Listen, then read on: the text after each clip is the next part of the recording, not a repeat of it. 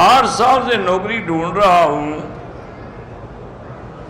اور میں نے انٹرویو بھی پاس کی، نوکری نہیں مل رہی، تو بہرحال اللہ سے 2 رکعت پڑھ کے دعا مانگی، اللہ کریم ہے۔ کوئی ایسی بات تو میرے بھائی ضرور ہے کہ 8 سال سے تمہیں نوکری نہیں ملی، کوئی اور ڈھونڈ نہیں ملتی تم جو نوکری چاہتے ہو اس لیے وہ نہیں ملتی ہوگی، اس سے کم درجے والی دے دو۔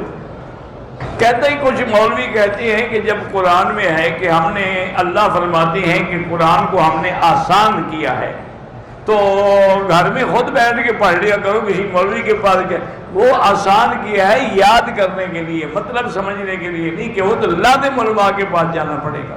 ایک شخص نے 2 بیٹوں کو نافرمانی اور بد اخلاقی کی وجہ سے اپنی جائیداد سے محروم کر دیا اور تمام جائیداد تیسرے بیٹے کے نام کر دی، بالکل غلط ہے، گناہ گار ہے، مرنے کے بعد سب کو ملے گی، کوئی اپنی اولاد کو عاق نہیں کر سکتا۔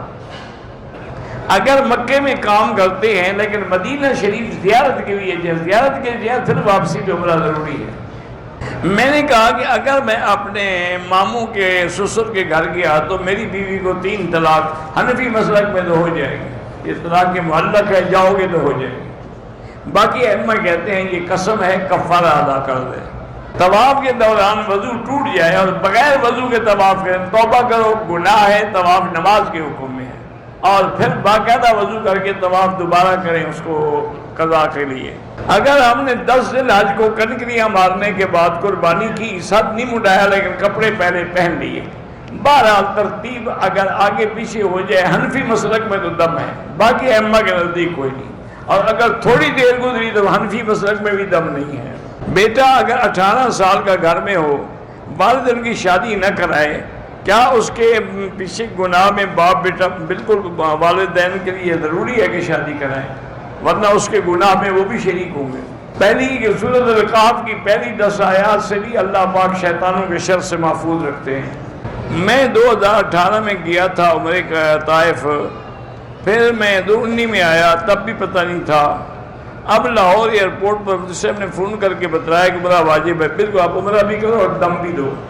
میرے شوہر مجھے 2 مرتبہ طلاق دے چکے ہیں، بچے چھوٹے ہیں، دوبارہ میرا نکاح اس سے کر دیا، اس نے دوبارہ مجھے گھر سے نکال دیا اور کہا کہ میں تجھے تیری جہیز سے زیادہ سونا دے چکا ہوں، تو اپنا جہیز لے اور میرے گھر سے نکل جا، باقی سونا واپس کر دے۔ اس طرح طلاق نہیں ہوتی جب تک طلاق نہ دے۔ اگر ایک آدمی تکبیر جنازے کی 2 رہ گئی تو جب امام سلام پھیرے جلدی جلدی اللہ اکبر کہہ کے سلام پھیر دے۔ بد نظری سے بچنے کے لیے لا حول ولا قوت الا باللہ پڑھا کرو۔ ہم نے مسجد کے لیے ایک مرلہ جگہ وقف کی تھی، وہاں مسجد بنا دی، بعد میں وہاں ایک بڑی جامع مسجد بن گئی۔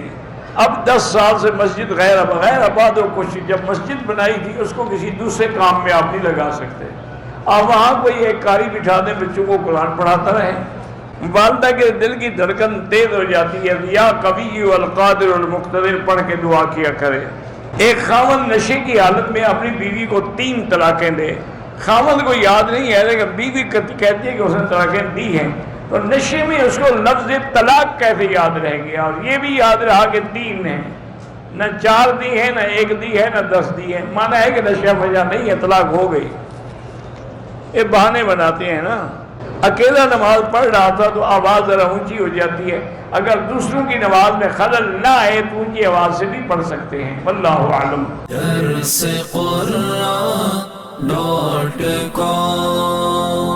www.درسقرآن.com